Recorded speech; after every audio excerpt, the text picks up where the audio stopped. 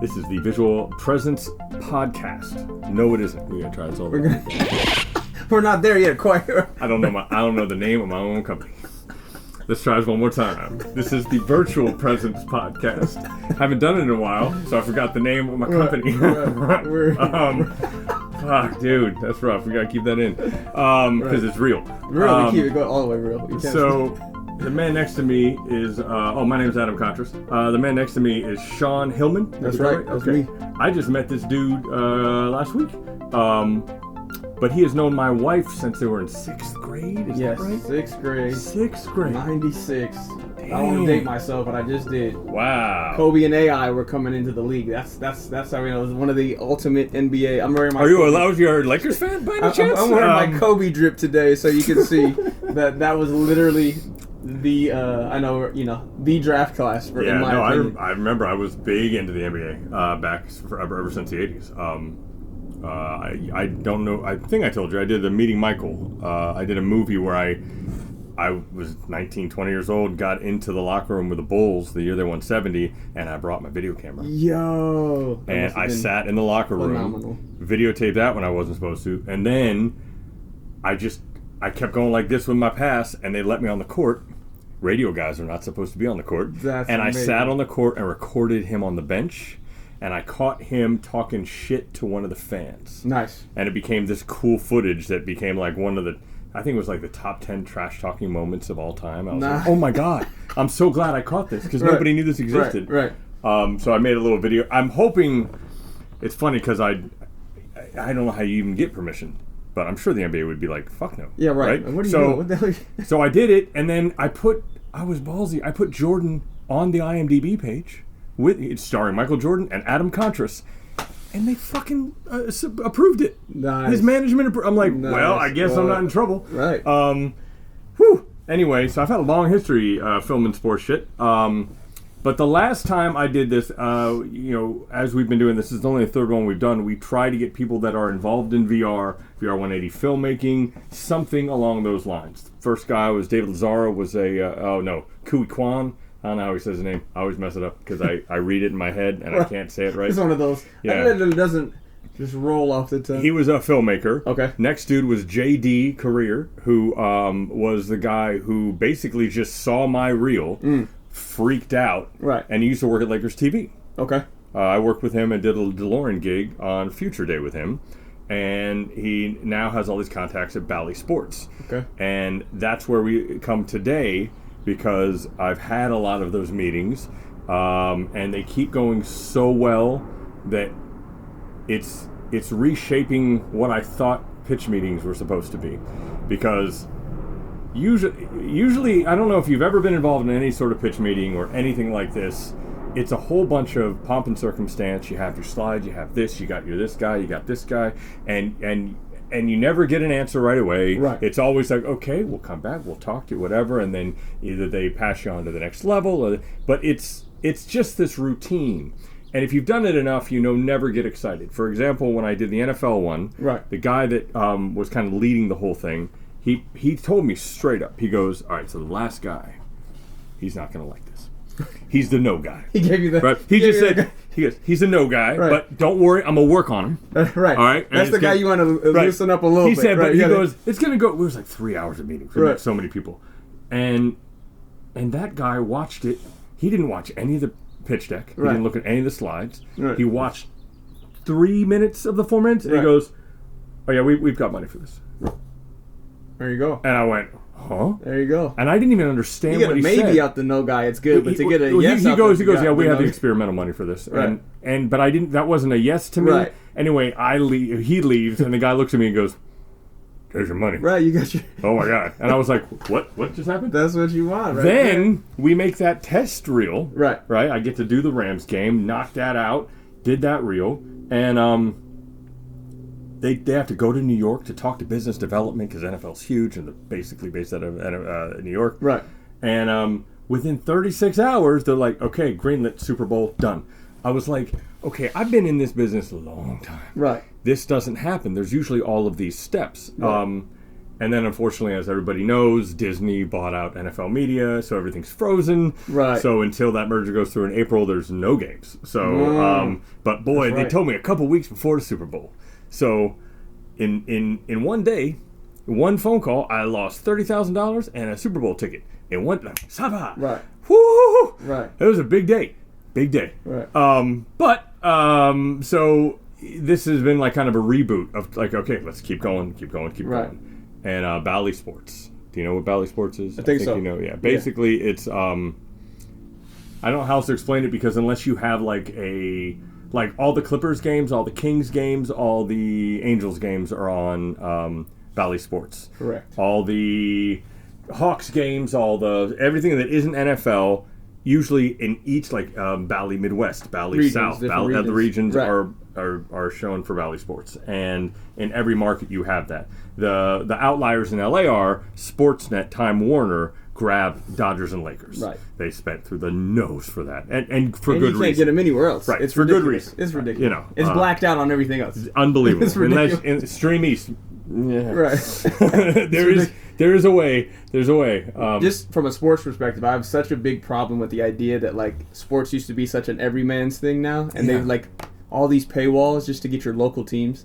Like I remember you used to get Lakers, Dodgers, like KCal 9 or something, just Right. like, and now it's like, I don't get it. The advertising money wasn't good enough. right? I don't Like, yeah. how were you not doing all right?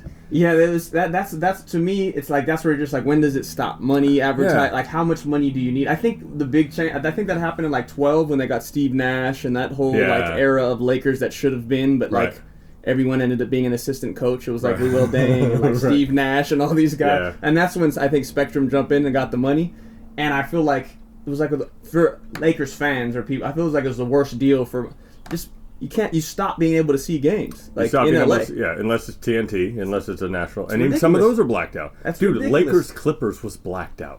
I was like, I mean, it's the only reason I have Spectrum right now is for Lakers and Dodgers. To be how the honest, hell is Lakers Clippers blacked right? out? It is in LA. You can't What go to in the Lake. world? Like, yeah. So, and real quick, we didn't mention What? you are trying to get into the VR space, gaming and visual stuff, and like actual local people coming to a place to Correct. play the games as well as view the content. Correct. So we were at this Buckley meetup. That's the school that my Right. wife and he went to. It's funny because when I was starting the business, I was like, okay, now I got to do all this fucking network. I don't want to do any of this. And Talia's like, ooh. rubbing shoulders. Right. Ooh, there's a Buckley meetup at a USC game. I'm like, Right. oh, Bronny. Right. Okay, Yeah, I'll do let's that. do it. I'll Yeah, go let's see check it Bronny out. and pretend I give a shit about Right. networking. Right. And you're the only. God, there wasn't anybody there. It was But, pretty, yeah. great Great game, great atmosphere. Great good vibes. atmosphere. My heart is a bit broken for Bronny because Likewise. I feel like he should have sat out this year. Yeah. Because the two guys ahead of him are some of the best point guards in the country. Right. He was never going to get any playing time. He gets like 3 shots a game. Right. He had a freaking heart attack, and he needs to rehab from that. Facts. So it's like, I know he's either going to go back one more year and be the starter, or he's going to go to the G League. I don't know a lot about his story as how they position him as a player, but is he a combo guard, a point guard? What do they try to pitch him as? He doesn't play long enough. He Yeah, plays 15 minutes a I didn't game. What see- the fuck are you? Yeah, Right? I don't really know where he identity-wise, Yeah. and I felt like how just I don't follow SC that close, but just the way that their wing play worked, like you said, they have some really good guards, Yeah. but it didn't seem like they had any like plays or systems that was really feeding the kind He'd of get player the ball he is. and he'd pass it off. Right, and he's pretty. In terms of to me, what I saw, which I'm a big basketball fan. I've been playing ball since I was 5. I love going to the games.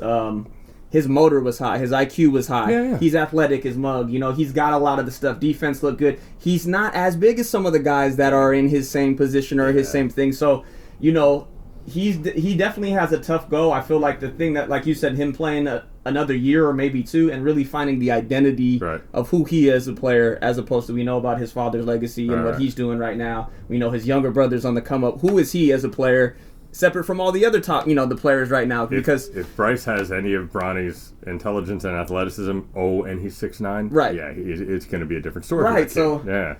I mean, size is everything at some point. Like, you know, if you're going to be 6'3" in the NBA, you better be fast as hell. And you better be... Have heart, have a motor. Some of my favorite guys, like my favorite undersized, two of my favorite undersized guys of all time, Allen Iverson and Chris Paul. But the athleticism, the heart, the motor, right, you have to be willing. And when I was watching him play, he didn't have... Derrick Rose.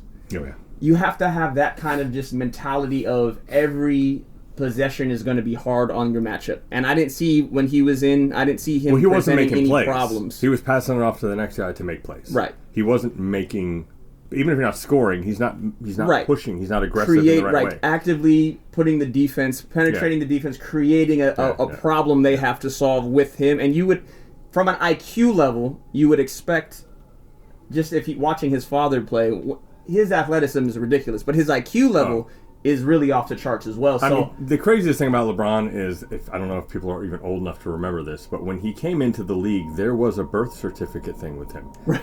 They were like, this kid isn't 18. Right, this is not possible. There's no way this guy's 18. Right. I'm sure he got that his whole life. Well, and now is he really almost 40? Right.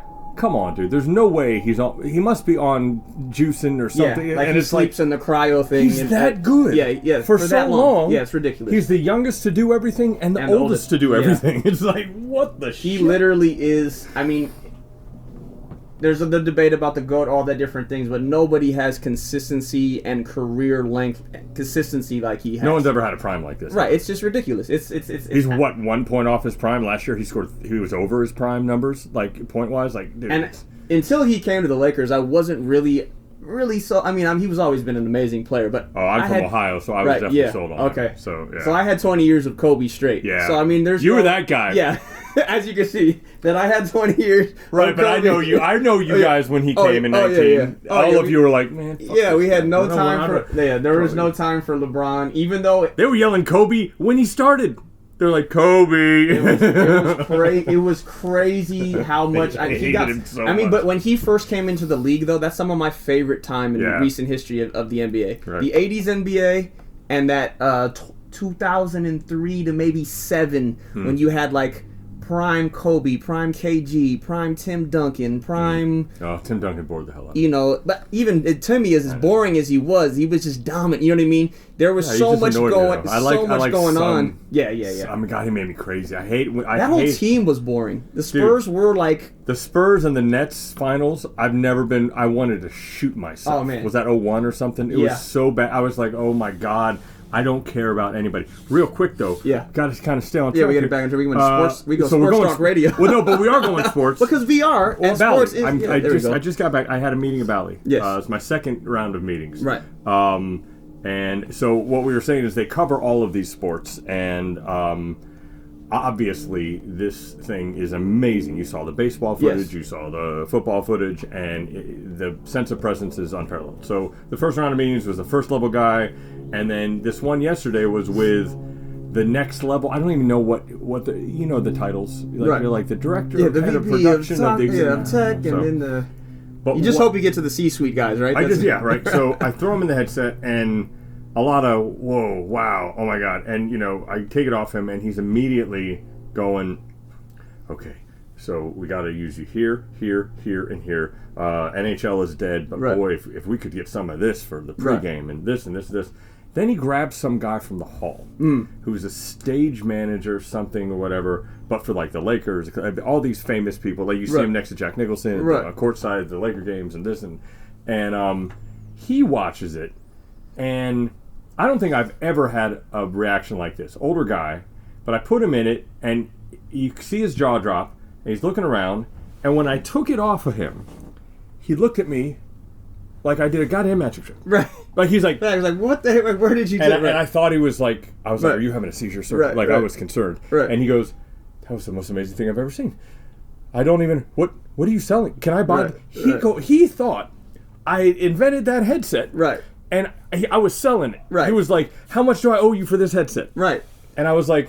Oh, no, I'm not in the manufacturing business. Right. I create content, but he could not understand what the hell was happening. No. So he was like, oh, yeah, I see what could happen. And then he starts riffing, and they're friends, the two guys, and they get into, like, covering horse races and covering this, and I just sat back Yeah. and just watched the 3 other people in the room figure it all out, didn't Right. have to say nothing. That's a And desirable I have position to be in. never been in these positions Right. before. That's a I mean, it's just the craziest thing. And what's crazy to me is this camera has been around for a couple years. For whatever reason, people have been sure that you cannot move that camera. right. And that's why you don't even attempt to do half the stuff. Right. But I've, thanks to my wife, Right. who is the canary in the coal mine, Right. helping me try to avoid the motion sickness, I've found a way to do it and not kill you, which allows And me it to looks it looks freaking It looks phenomenal. so good, And dude. it's just the experience, the level of, like you're saying about this reaction from the gentleman. The level of immersion of feel, it's nothing you've ever experienced before. And if you're a sports nut or a sports fan, it's just like, yes, it's what you're looking Right. for. It's there's no other level of just wow factor. Right. And it is really, after seeing what you showed me, I'm like, this is the premier content that people want access to. Nobody wants to pay for anything. I Right. want to pay for that. Right. And I'm the same way. Yeah. I cheat the streaming services. Right. I'm so annoyed with everybody. Right. You see my Blu-ray collection. I keep everything physical because I don't trust all that stuff. However, if somebody released a video of before the Lakers a lot of Lakers pregame and postgame and all that kind of stuff the Right. next day. Right. Like if I could just watch that in that and stand in the locker room Yeah. with these players, or see the shoot around, Right. or all that. They were saying like batting practice with Mike Trout. I'm like, yeah. Definitely. There are people that will freak the hell Right. out for Can doing I get that. Can I get the Otani It's so VR funny. experience? Right. Right, exactly. just it be is Pete. funny because Right, they're the Angels, so Right. they can't. And I was like, well, they're playing each other. Can I Right. get Otani? Like, we can't show Otani. So Right, I'm he's like, a man. right. They're like, there's all these rules. Right. You got to be real careful. Right. Um, Trout's amazing though. You can't. well, you it's can't not deny. even that. It doesn't matter what you're watching. No, the idea that Yeah, just the wrestling one. It's like, oh my God. If anybody watching this right now, go to the video I did a couple of videos ago. It says Lucha Libre. I don't care how little you care Right. about wrestling. Right. Which is nothing for Right. me. You're standing on the 50-yard line at SoFi Stadium. Right. With it's right here, and the Right. guys are coming. It Right, is it's- craziness, dude. So it upended the whole thing. Instead of maybe we should, it was okay. You need to set up a meeting with this guy, and they Right. started naming names. Now we're gonna go for the whole country. it's like you're fishing with dynamite. Basically, you have all types of. It's just Right, It's so- not about what you're trying to catch. It's about Right. because what you've presented to people and what you've created is that they know this is the future thing. This thing is catching fire no matter. It doesn't how matter you- if they know it; they feel it, and they're like, Right. "Well, we're doing it." Right. Right. And that's I know it's the future because I know Right. the background and where it's Right. going. But even if you don't know it, you're just.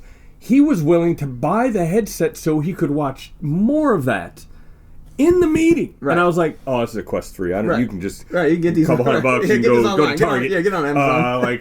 But then he made me think, Jesus Christ, if I can get a venture capitalist, maybe we make. If you didn't have to have all the gaming, Maybe there's computer stuff, a proprietary thing that you get going. Or if you didn't have to do the gaming stuff, and he was, Right. dude, you could make these sunglasses real easy. And I'm like, oh, so anyway, so that's part one Right. of this crazy life. right. Second part is a while ago, 2016. I'll put a video right here. Right. Can you see it? Right. Oh, There's yeah. it. You got one of those. That's one of those special. That's one of those movie magic things. This is me and Pete Davidson. right. Okay. In 2016. Right. He did a DeLorean gig with me in 2016. He basically Okay. just wanted to make a funny video. Right. His manager guy, friend, writing partner, a guy named Dave, calls me up and said, "Hey, can you have it here in an hour?" I'm like, Yeah. shit, okay, yeah. Yeah, So I come down, we hang out. Afterwards, he does a commercial for me, just to be nice. Right. And I was like, dude, you don't. I never showed any of this footage I'm showing right Yeah. now. I've never showed it before. A, because I looked really good, and then I got fat right after. And I was like, you That's know. right when I wasn't I going was to like, the gym man, as much. I was like, damn, dude, I don't want to keep reminding people what I should look like. But It's when the routine is slowed down just a little bit. Those winter, Yeah, those it's longer easier, nights exactly. get in. I'm sorry. But no, I was honestly because I didn't want to be that dude who just used a guy. Right. And I wasn't trying to. He just did it. He was really a cool dude, and he was one of the nicest people I've Right. ever met in my life. So when after the Super Bowl, I need a guy. He's like, don't worry, I got you. He's like, I got you. After the Super Bowl, hit you with the green mushroom. That's you're like, damn, exactly. I didn't know how to win. I started hitting up all my my old peeps, Right. and I mean that's how I got to JD. And I get to Dave, his writing partner, and I said, hey, I'd love to show you this. Right. And so, to his word, because he's in New York, he had a Quest. He freaking made the appointment with me. He downloaded the app. He watched it with me. That's the hardest part about this is getting people to put the headset on. The tech. It's so it's hard. only the But tech. he did it. He kept his word. Right. And he said, dude, we're doing a podcast. I want you you shoot it. Right. I want you to shoot it. Right. That'd be amazing. Let's figure something out. He goes, but his agents are going to want to know, how do we monetize this? And I'm like, yeah, that is going to be an issue. You're kind of going to have to be sponsored. And like, I'm assuming Meta will want to. Pete Davidson's a big name, right? And Apple, somebody's going to, but I want to be the production house doing it. So it's kind of like, how do you maneuver? So I write to a guy at Meta that I've been writing to for over a year. And I haven't been able to get pushed to the next level ever. I've written to him forever. I said, hey, I'm working for the NFL. Right. Anyway, I can talk to somebody at Meta. Why I can't get any of my stuff spotlight on Meta TV. Like, I'm on there, but you can't find it. And he's like, well, they're not really into blah, blah. I just text him, Pete Davidson wants me to shoot his podcast, and they need to monetize it. He doesn't know how to do it. What do I do next? Within 24 hours, an introductory email to like the head of the media content and what. And I'm like, I was happy, but I also want to punch that guy in the nose because I know if he had just watched some of the stuff, he would have known. He would have been like, "Oh, okay." Yeah, but you can't get people, even in Meta, to get in the headsets. Right. It's so frustrating. Yeah. So I now have a meeting, Zoom meeting, in about a week with that lady and their team. Nice. To talk about the stuff I'm producing and specifically what it is that Pete wants to shoot. Well, having name shows you in this town and anywhere, having name talent and having something that people recognize is always a way to pull it is frustrating. More eyeballs. Well, because more eyeballs are more bucks. Right? What is the most stereotypical Hollywood thing? Name dropping. Name dropping, right?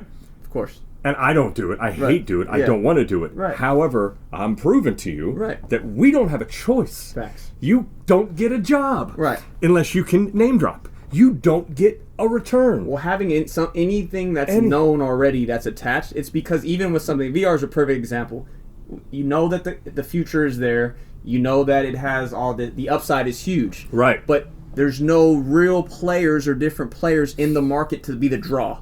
Really, right now, the draw is this is the new thing. You want to be on the cutting edge. But it's not But because no one's really there, right, it's really not that new. But what's new about it, I feel like now, is like you're saying, with the meta, with the different things, the ease of use. It's like consumer level 2.0 or 3.0. Right. Whereas for a prosumer, a producer like yourself, it's been going on for a while. I mean, probably 16, 17, it probably started picking up a lot more wind than ever. Again, it's porn. It's always been porn. And the problem with porn is that the demand... who doesn't want to see titties in... Right, but the demand is so high. Right.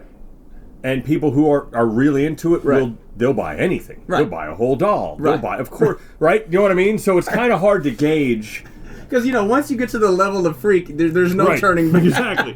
So I kind of understand why porn was doing good for years. What do I need? I need the Red Repair Runs doll, man. What's going on? Right. All the mainstream people are going, yeah, dude, the guy's got a $5,000 robot. Of course he's watching VR porn. Yeah, right. Tell us when it's $400. Yeah, right. Exactly. Yeah. Get that price point down. So we're here now. Maybe we'll be freaks too, but I need the price point to be not freakish. And then the other problem is, and we're dealing with this on that DOVR app that my stuff is on, as well as Meta TV, as well as YouTube VR. Everything that's there is just it's softcore porn, right? Right. Now they won't allow nudity, but it's just butts in your face and girls Shows in lingerie and the problem Skinamax, old school Skinamax. I keep telling them, if you would like this to go past, you have to put that on the boob page. Right. You have to you need to separate. You got to curate it because there's a lot of people like me right now trying desperately to show like travel content and car shows and like all this stuff that the boob people won't like, but everybody else needs to know there's genres that they like. A cooking show, a musical act, you know what I mean? And I've been trying to do every genre possible, but I get knocked off the page in 20 seconds with, Asian foot porn. And you're like, come on, man. Yeah. Like, So that's the tough about content in general, and especially like you're saying about emerging markets, new markets. It's always where are the money, where are the eyeballs. Like you said, adult sex is always going to sell, but it's like how much of that do we really need, especially when you're trying to be a pioneer and create a roadmap for people on, hey, this is right. This is bigger than this other thing. What they have to. Well, the first thing they had to do was get rid of 360, and I think that's we're still dealing with this problem. Right. In that, when 360 first came out on your phone or PC, it's very cool. It's cool to be on your phone and I'm go still like laughing this. over Google Cardboard though. I love the concept, but it was like it was a cheap way. Yeah, like grab put your cell phone on the brim of your hat, and you're now. I remember doing that. I was like, man, I did that, and I was like, man. No knock to them though, because the heart of it was right. The spirit of it was right. Was the idea like, hey, you really just need a screen that's moving with you while you're moving, but just the idea that was how. But it soured people on VR. It did. That's the problem. It did. And the other thing about VR too is we were just talking about a minute ago is like we're at the level now being in the Quest with you a little bit more and the PSVR 2 and a couple of the new headsets. It's really great in terms of fidelity now. Yeah. And ease of use. Yeah. Like that's what's changed right. because these first couple things were. I mean. They were kind of, you got to have the things that fumble a little bit along the way for us to get the next piece of tech that really makes it, and Vision Pro now being out. Right, and also the barrier entry with money is a lot different. Right. Like, even the PSVR 2 that you got, you had to buy a PS5. You're in over $1,000. Right. It's a lot. That is. But it is, the Quest 2 is $249. Right. And it looks amazing. Right. So it's wireless, right, and you're moving around, and you get to do whatever you want. You can go over there. You can go. It really is. I'm so satisfied. He just bought the PSVR 2, and I'm showing him all this shit on Quest 3, the mixed reality, and we're moving. Me and him and my kid went to an arcade, hanging out, and he's like, "Man, I'm at home tethered to my car. I love it though. It's great. It's fidelity wise. Yeah. Amazing. It is, but you are tethered. It's definitely a different. I feel like the PSVR is definitely what I see now. What it is, it's mid to high end PC gaming with Sony's ecosystem, which is a bunch of cool games. Yep. You go into the Quest ecosystem, it's everything that you want in VR. Right. And then it can easily untethered connect to your PC. Right. And now the whole world's opened. Right. And he's an editor as well, so I was explaining to him that. Yeah, dude, I just hit virtual desktop, I'm in, and then I'm in the VR180 world, and I can bring up my timeline in it, and I can... Yeah, if you've got a really powerful computer... By the way, I left my computer on, the Half-Life Alex. Right. When you took that off, I thought I turned it off, and I didn't. No. These things just burn up, but that fan was out there whistling that shit. It was on for like 6 hours. I come home, I'm like... screaming. And the screen is like... Computer error! I'm like, oh my God. Screaming. Oh, I thought I killed that thing. I probably lost...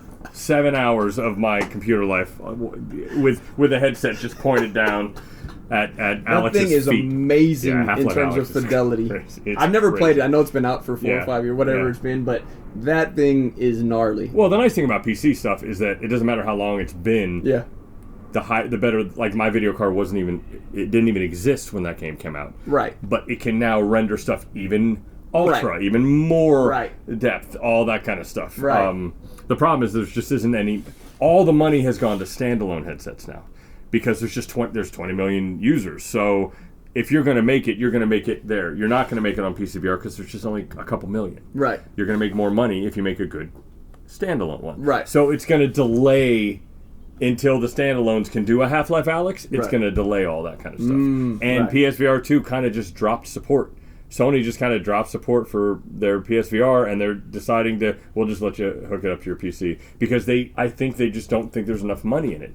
They don't have a user base. They just don't have enough. It's weird how Sony has done. I mean, they did the same thing with the Vita, which I thought was amazing. Yes. Sony is like, they'll come up with this amazing piece of tech, and then they'll have a big hype for it, and it might not push as much as they want, and then they'll kind of just... You think, all these exclusives are going to come, all this stuff's going to come, and then they'll kind of just back off for it for a minute. Right. And super awkward. What about even Sony's first-party PS5 games? There's no games. I mean, for me, I'll tell you, the core games are right now God of War, Gran Turismo, and Horizon. Those 3 games, and Spider-Man. Those couple games alone are worth the price of admission. Yeah, I will tell you. I bought the PS5 for my kid just to play Spider-Man 2. Right. But there's just not... Right. I mean... Returnal's high on my list, too, right now, in terms of... But you would think... Sony does sell people on exclusive. Those exclusives right now, and then the whole Microsoft Bethesda going to Xbox and people switching exclusives from that whole thing. I mean, in the long run, that hurts gamers and it hurts people in general. I would imagine if I'm a software publisher, why would you not want as many people playing and interacting with your experience as possible? I mean, you get paid for the exclusive, and if it's more than you would have made.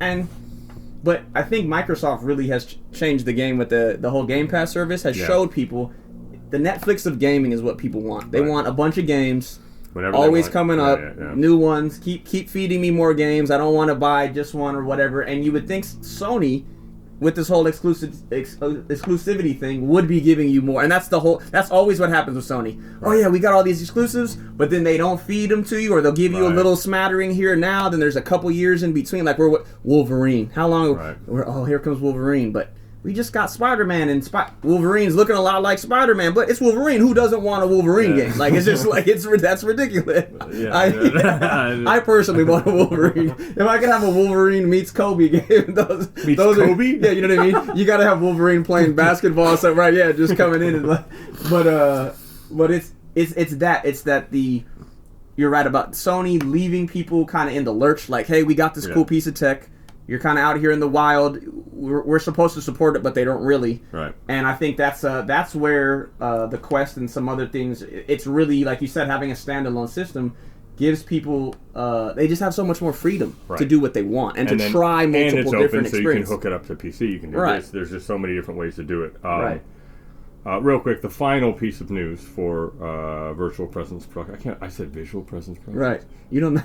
I can't believe I fucking said that, dude. You're messing your own thing up. That was so man. funny. Anyway, but that's what's saying. I'm a little tired. Right. What you're telling the people though right now is that, hey man, you are excited, so excited. You don't even know what. I'm just old. I just dropped it.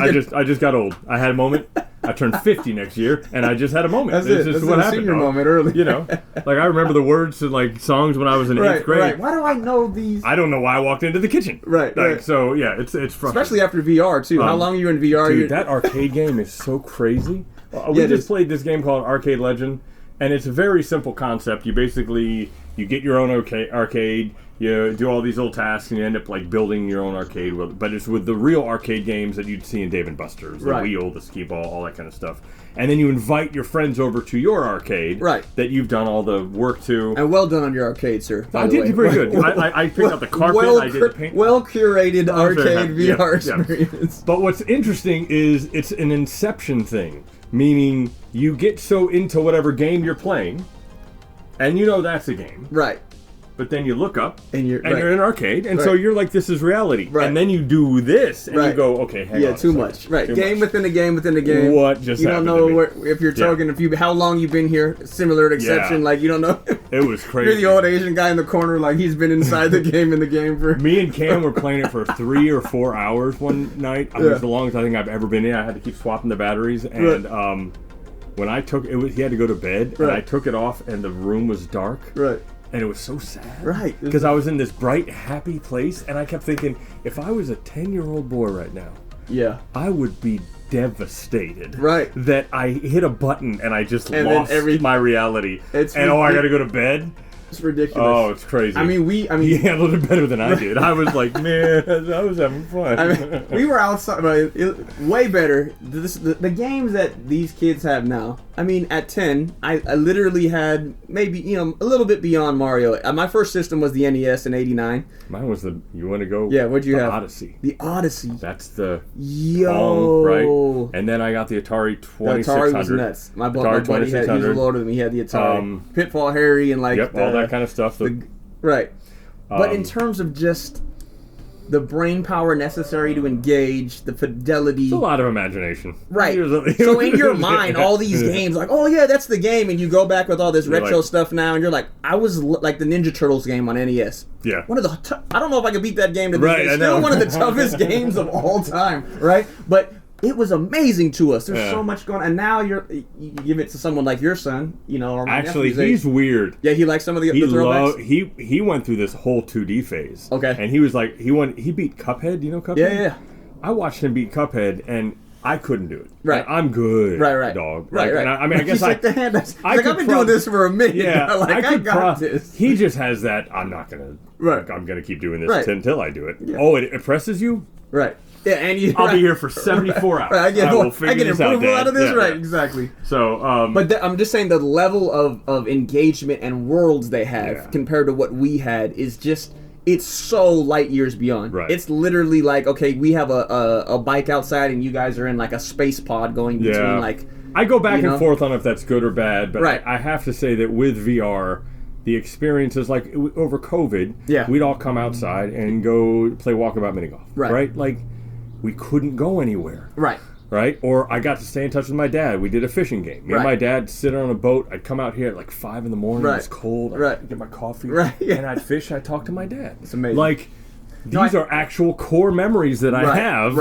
And I'm sitting in my backyard. So there is a lot more positives than negatives. Yes. But God, it's hard to get people to put that freaking headset on. It is. Yeah, people are so averse to having anything on their head and looking awkward. Facts. They hate it, dude. Facts. And then also, but once, if you like it, putting it down. Oh. See, it's like, it's such a weird thing. It's like the Alien in Half-Life. It's like, you want to get this thing off, but you're like, whoa, man, there's so much going on in here that's already, cool, like my imagination or my dreams or whatever are. Someone's thought this thing through. So it's like, that's just such a weird thing. It's like, you don't want to touch it at all because, like, I'm playing with my buddy last night, and he doesn't even like first-person shooter games because it's too much sickness. He doesn't like that level of engagement. And for me, he's not motion sickness. Yeah, motion sickness. Oh, on a flat? Yeah, even on a flat. Some people, that's just some gamers, and they're just different levels of immersion is right for different people. And I think that's the whole thing, and that's what I really love about what you're doing, is I feel like the level of fidelity and experience you're getting from the content you're creating is that first level. It's not really, okay, you're not playing a game, you're not moving around doing a bunch of buttons. You're really just experiencing the future of something you already enjoy. And it's really not that big of a deal just to slide the device. It's like putting on a snowboarding goggles. Exactly. And that's pretty much it. So that level, and I think that's why I really was excited about all the stuff you were showing me, is because I feel like that's what brings people into VR. Yeah. Once you get into, let's say, a level 1, like where you are, like, okay, here's VR content at a high level that's really going to get you just open to the idea. You don't throw them in with VR roller coasters. Right.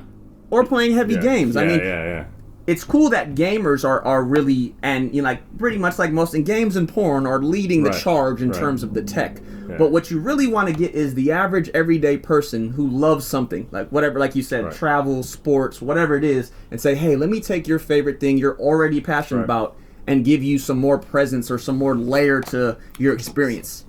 Virtually present. And that's just making them virtually present. And that's really what I think you're offering, that people don't, and as soon as they see that, you see that they're like, whoa, this is it. Yeah, this is it. What do I do? How do I sign up? How do I get my thing on it? So the guy, I can't believe he wanted to buy the headset. It was like, I mean, so I'll take your money. Yeah, it's $5,000. Hand it over. What am I doing? And real quick, the last thing, because this is 3 gigs a second. Yeah. So we're just gonna knock this out here. Yeah. What are we at here? Actually, looking just cost me 6 gigs. So, the last thing that I'm doing this week, I'm speaking to a whole bunch of real estate moguls. I guess, I don't know. One of my contacts, another DeLorean contact for Pasco. You guys might remember them from a video where I actually put this in the time machine and we just rode around the highway. So if you just want to sit in the time machine for a few minutes, I did a nice long 10-minute edit where you're just chilling and checking it out. Yeah. I basically called her. I said, I think what the technology here would help you guys. Right. Don't know how yet, but I think it will. Right. And she set this whole thing up for me. I'm going to speak to 140 people about what virtual presence can do. Right. And in my mind, it's more that the days of slideshow pitch decks, I think, are numbered. Yeah. There's still a reason for them. I remember in the NFL meeting, it was nice to have like one guy doing this, and it kind of set me up. Right. But the truth of the matter was, they just wanted to see what and they saw it was done. And on these new meetings, they don't give a shit about any of it. They just want to feel that. Right. And once they feel it, they already know. They don't need the numbers. They don't need the schmoozing. Right. It does it for itself. So I want to tell them, whatever you're planning to sell, putting the presentation in this thing and making people feel present is awesome. Also, if you want to sell a property, the days of just flat videos, I think they're numbered because they all look the same now. Right. You got your drone shot, you got this shot, Cool, you got this cool pan, music, and you it got does and it all same. looks the Right. same, and nobody buys it anymore because you can make anything look Right. good, right? But you can in this. Right. If you actually have $100 million property, some Right. sort of commercial building or whatever. Right. Ooh, how about people are actually there? Right. And you can send them the file in New York, Right. and they can just And put they a can take a headset look on, around, and they can can see actually right. be there. Right. It's a good. I think that's absolutely going to be the way we change this, especially when these headsets are just a pair of glasses. Right. Right. Right And now, it's a little of a pain in the ass. But Yeah. Still, yeah. But also, too, in the cosmopolitan world that we're in now, where you're traveling, you're doing so much stuff on the go, this is the way to get that personal experience Yes. for, hey, I'm on the go, I'm on a plane, I'm on a bus, I'm doing something, I can just tune in, Right. boom, and it's a direct thing for you. Yeah. It really makes it feel a lot more personal, It's I so feel personal. like. And Almost too personal, too- but yes, yeah. But and so that's kind of the give and take. It's like you get this really personal experience. Yeah, you have to tune out from the other world for a minute, but we are so used to doing that anyways. I feel like people as a culture and being, hey, I'm in between Yeah. LA and New York. Hey, I'm on my way somewhere out of town. And you can, it's so much more just fluid and engaging that, I mean, once people get that, you don't want to go backwards from it. It's like Right. once you feel it or taste it, you're Yeah. like, Well, that's one of the first things the guy at Bally said last night. He goes, "Oh, we're never going back from that." He looked at me and he goes, "The second people see this, right.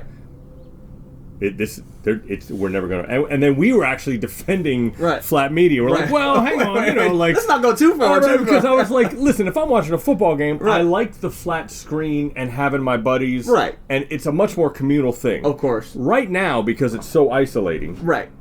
it's more like the story leading up to it that you want to just like sit and envelop Right. personally. It's a Right. very personal experience. Right. But so watching the game, Right. especially like if you have like the Apple Vision Pro, the worst part about the Apple Vision Pro is that even if you have two of them, you can't be in a shared space together.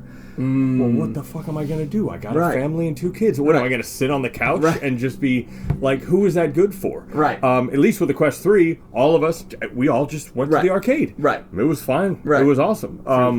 And I have 4 of them because I'm crazy. Right. So, Or because you have a family of 4. I mean, that's crazy enough. But yeah, well, to be honest, they were a business expense. Like for Right. this real estate thing, I got to load all 4 of them with my reels. Right, to and then let- get people in and out of them, and it becomes you definitely need 4. Oh, yeah. But in the meantime, I might play some video games. Right, but what you're showing people, and with that whole concept is that it's like, yeah, at first it thinks like it could be isolating or personal, but really what we're talking about here is this is going to get more and more social Right. as people start adopting it, Right. as people feel more comfortable it, Right. and as they see that the fidelity level is just so much higher. Yeah. Then you want to. At the bar, having the thing on the TV screen, we don't all want to be in headsets because Right. we're already socializing. Well, but in all these other instances where we want to potentially be social and have a high quality experience. Or the glasses have to connect to each other. Meaning, whatever I'm seeing, you have to be able to see. As long as we have a shared experience, Right. that's fine. And I think that's Or like we played the ping pong. right. We were both looking at the exact right. same table, mixed reality. That is fine. That's cool, Yeah, right. that was really cool. Yeah, and then so these things are obviously it's moving that direction. Oh, it's moving fast. Now I'm interested in like what the stuff you're doing content wise. Yeah, how do we get multiple people watching? Yeah, at the same time. Yeah. We're all watching the game, or we're all watching the huddle before Right. Yeah. we're on our way in, or we're in the. And that's a really and, cool. and again, the live stuff will be handled by Apple or the Fox. Right. I mean, I'm a different subset of that. Right. I'm never going to be involved in the live stuff. Right. I mean, I guess I could, but I'm a storyteller. I don't really. I want to. The story behind the game was Right. always more fascinating to me. Than just the- I'll watch The Last Dance Right. over any NBA game right now just because I loved the stories, because I lived all that. Right. And it was so cool to what. God, The Last Dance was. It's so funny. My Does anyone ask you as a filmmaker, what is it about this medium that really excites you? Or just Presence. about just being. And it wasn't just because I was like Right. my very first VR Yeah. log. I literally called it Presence. Right. And I looked at the camera at this table and I just said, when I first started the journey 25 years ago, it was amazing that I could videotape me taking my cat into a hotel room, Right. and then put it online, and my family saw it that day. Right. I said, it sounds crazy now, but in 1999, 2000, that Right. was magic. Right. And the ability to let my friends and family and my radio listeners at the time be able to follow my journey Right. and watch it and be present for it was just overwhelming. And I was just like, God, that's such a cool way to tell a story. So I've been doing that forever, the longest ever. There it is. And then when this came out, still going, still running. The set, you are now in the journey, there sir. It is. You are part of the journey. I'm happy to be part of the Sean journey. Hill, entry number 2418, I think is what you are. Okay. But when I got this camera, the sense of presence was like, dude, I want to capture my kids. Right. I want to, I think I told you we did New York one time, and I was walking with the thing, and my kids ran past me right up to here. Right. And I remember watching that going, ooh. Right. In a few years, that's going to fuck me up. Right. Because they're not going to be 8 and 9 again. Right. Yeah. And you get to go back in there and I get to just stand there and see that. And that's what I'm saying for memories and for that kind of stuff. When I saw the stuff you're doing, like with the immersive and the VR and the 180, I'm like, this is pretty much that. Yeah. We're going back to and that's what memory. Apple Vision Pro is doing. That you can hit a button and record it's in a 3D space. It's not 180. Right. And then when you play your memories back, it looks exactly the same, right?